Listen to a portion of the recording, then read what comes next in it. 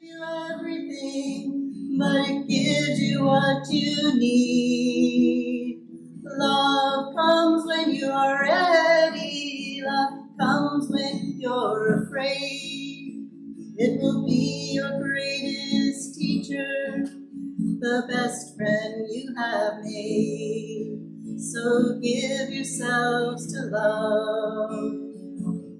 Love is what you're after. Open up your hearts to the tears and laughter and give yourselves to love. Give yourselves to love.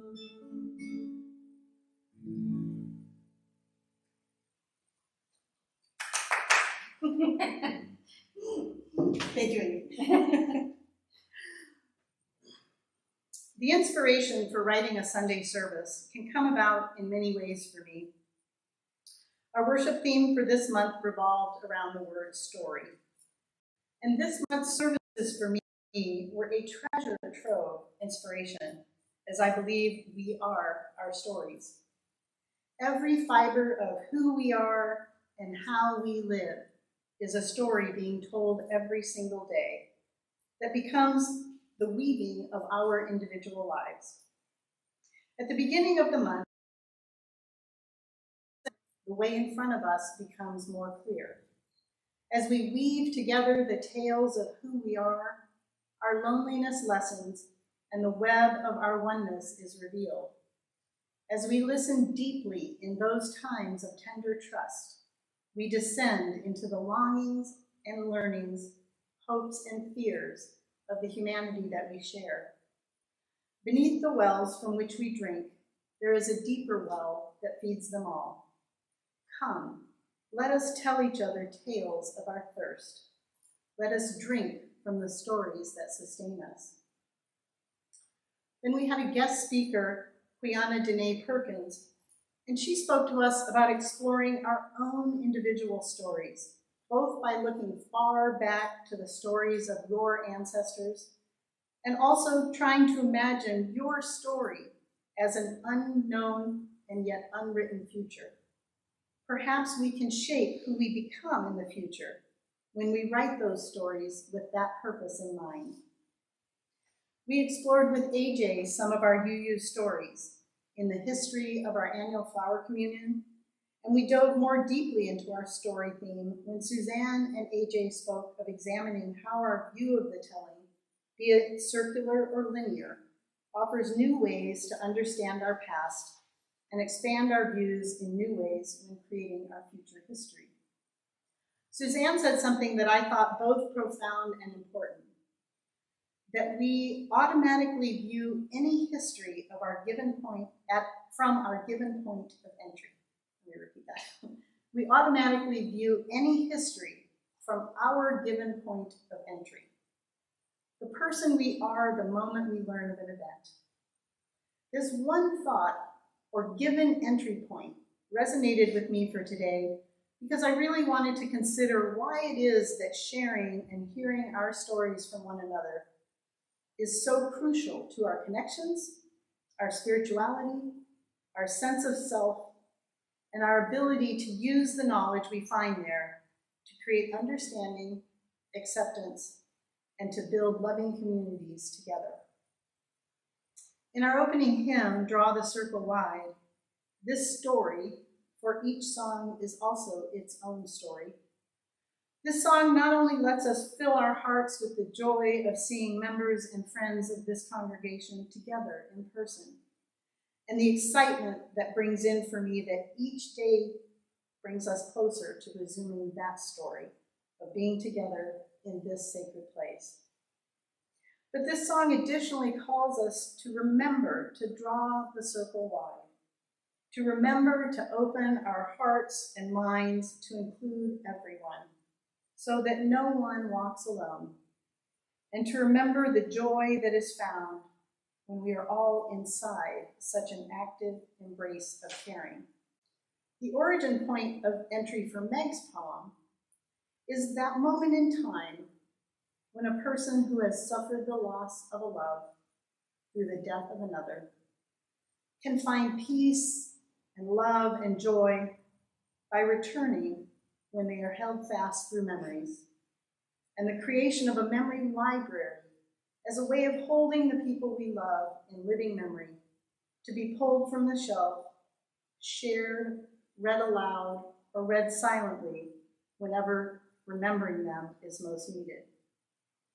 And then Maureen sharing so eloquently with us her journey of seeking and sharing multiple entry points throughout her life, not necessarily to define herself, but to have her internal and her out in the world self find their way home together and become in harmony with people and a place like SFUU that helped create that balance for her. But to get there, she had to keep recognizing, reviewing, opening up, and telling others and herself about her own story. So this month and this Sunday of delving into a word like story as a theme shows us the monumentally diverse and exciting pathways that are created when we both take the time to listen to the stories of others and to share our own. When I asked Adrian for a story selection today, because we're out Esperanza Jose Cura Candela, her name carried the history of so many who came before her. And while most of us likely do not carry quite so many names with us, I am sure many of you do carry the name of a loved one whose story lives on in you just by the virtue of having that name. For even something as simple as a name or a symbol can be the start of a story that will tell you something deeper about the person who bears it. Even a baby, just moments after arrival into the world, receives the gift of a story about themselves from the name chosen by their parents. For that name, given in love and a hope for the future, is the beginning of that young baby's story. My boyo is one who carries the name of another. We named him Riley simply because we liked that name and we figured it could be used for a boy or a girl if the sonogram was wrong. But for his middle name, we gave him the same middle name as my father, his grandfather, and that name is Willard. Now, my father had 5 grandsons, and his first name, William, does reside within the name of one of my nephews. But those other grandsons also had a different father and grandfathers whose other names are sprinkled among them. So I guess by the time Riley came along, my sister had decided that Willard was the least of the desirable names to share and be passed along, so Riley got that jackpot. But my son takes great pride in Willard being his middle name, as he loved my father very much, and as a young man now, even resembles my father some at this age. With my father's passing in February, my son decided that he wanted to honor my father's story and his name in a way I did not expect.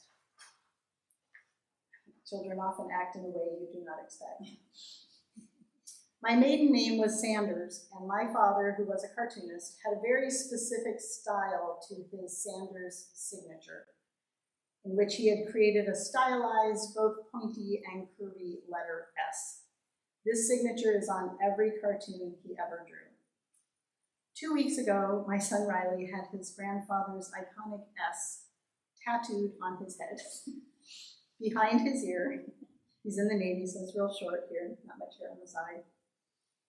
But he wanted to honor his grandfather and carry his name in some way forever. And this is a permanent way that will add to Riley's story for the rest of his life by the way of this permanent symbol now on his body forever. And so you see, as spoken by AJ during last week's Lord of the Rings service, all storytelling is telling our own stories. And the most evocative and enduring stories that are passed from generation to generation are done so because they invoke the universal. They are helpful and applicable to people living out their own stories and trying to make sense of this difficult and obscure life in which we live. And this, for me, is the highest purpose and the most important reason that our stories, shared and lived, heard or unspoken, are the outward expression of who each one of us is at our deepest core. And when shared, they do indeed help us make sense of all that challenges us in life. I invite you to take time later today to pause, to take a breath, and to see or hear the story that someone gifted you, a story that changed you or moved you, or perhaps gave you the strength to achieve something within yourself that you never thought possible. Often the simplest moments, even something you shared with someone that you might have considered just a passing moment, could perhaps be the story that moved that person in a different direction. And you might never know until years later that that story is shared, and you are then shocked at the impact it had on someone when you don't even perhaps remember it at all. Before I close, I will share a short story of how that happened to me. When my children were attending the Waldorf School, we were preparing for the Halloween event, the Pumpkin Path. To support this event, all parents were asked to make a couple dozen oatmeal cookies. I was walking to my car one afternoon, and a mother whose family was brand new to the school came up to me looking frantically worried. She said, "Vicki, I'm new to the school and I want to do everything that's right, but I'm not sure I can. I know that everyone here likes for us to feed our children and the food to be organic or vegetarian or vegan, and I don't really know how to cook that way. I'm trying to do all that Waldorf asks and have simple clothing and not watch as much television and have lots of times for outdoor play, but I really don't know how to cook as healthy as everyone else here. Can you give me a recipe and please tell me what to do?" Now, I loved Waldorf education for my children, but I also continued to believe that I could lead the life that worked for me and my family within the guidance and suggestions of Waldorf, but certainly not in ways that were outside of my comfort zone.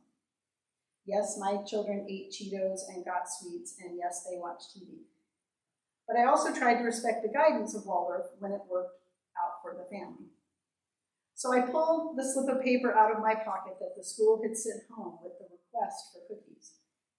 And I said, "Kendall, my note says, please make oatmeal cookies. You don't need to make anything special. Go home and make your oatmeal cookie. That's all you need to do." Well, a dozen years later, I ran into this woman in town, and after an embrace and a quick catch up on kids, she said to me, "I can never thank you enough for the advice you gave me that day about making cookies." She said, "I am not sure I would have stayed at Waldorf without hearing that from you that day. It turned around how I thought about being there. It felt like me and my family at first were so different from everyone else there that I wasn't sure we could fit in. But you showed me that I could still be me and serve my family and still be a good Waldorf parent." I was blown away by this admission. It was just saying make cookies. But it clearly had an impact on her, and it helped her stay and have her daughter remain at Waldorf. And it goes to show you, you just never know what might be the holy grail of your story when shared with one person, and what might just be a passing comment to another. One's point of entry into any given moment can often have lasting impact, although you may never know it. So I invite you to remember everything that you are, think and feel, and remember that that is a story waiting to be shared.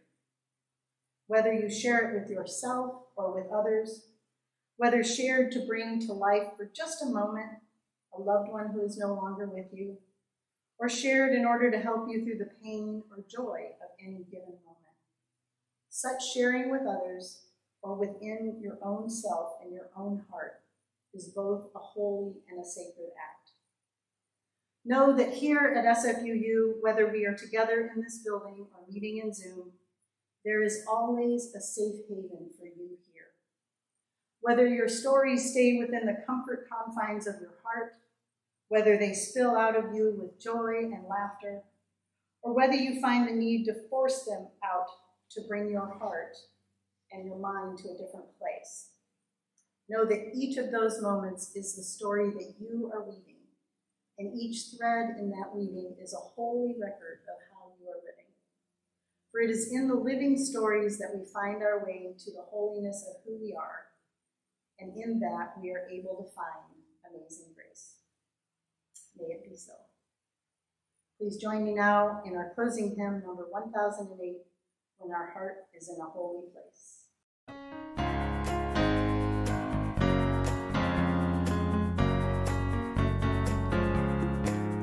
When our heart is in a holy place, when our heart is in a holy place, we are blessed with love and amazing grace. When our heart is in a holy place, when we trust the wisdom in each of us, every color, every creed and kind, and we see our faces in each other's eyes, then our heart is in a holy place.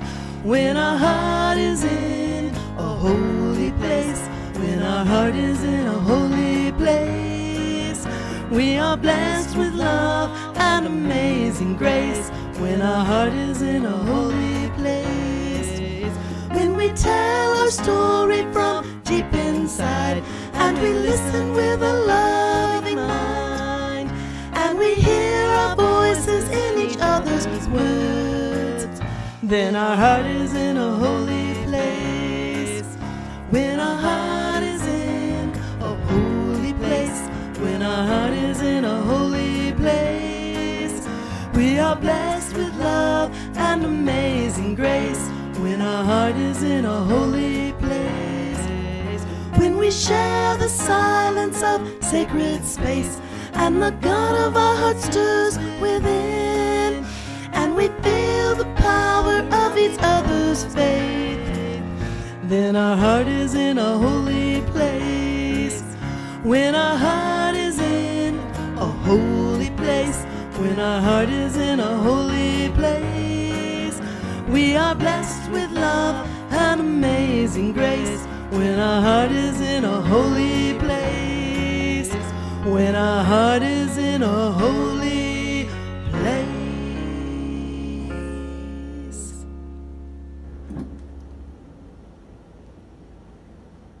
It's often said that the offering is the sacrament of the free church. That is to say, everything this congregation is and has is only what we bring to it, our time, talents, and our resources. In person, this is embodied by the powerful ritual of literally passing the plate and chipping in. With online services, however, we ask that you contribute to our collection after this, going to our website or using text to give. As part of our ethic of generosity, we also split our monthly with a local community aligned with our month.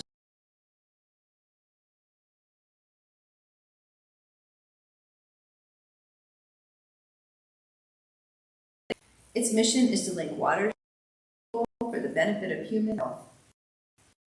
The building and everything is burned to the ground during the process of raising funds to replace their organization during the recovery process. Thank you today for your generosity. As you move into this summer, consider the stories that you will bring with you and create as our world slowly opens back up and we begin to evaluate what is really important and how we will learn and grow from our experiences of this past year. Remember always that life lives on in all of our stories. So whenever you experience the loss of a loved one from war or illness, old age, or sudden calamity, remind yourselves to tell the story of how you have lived, a story that is always worth telling. I invite you now to join me in our closing words. As we go forth, may we carry the flame of peace and love until we meet again. Blessed be.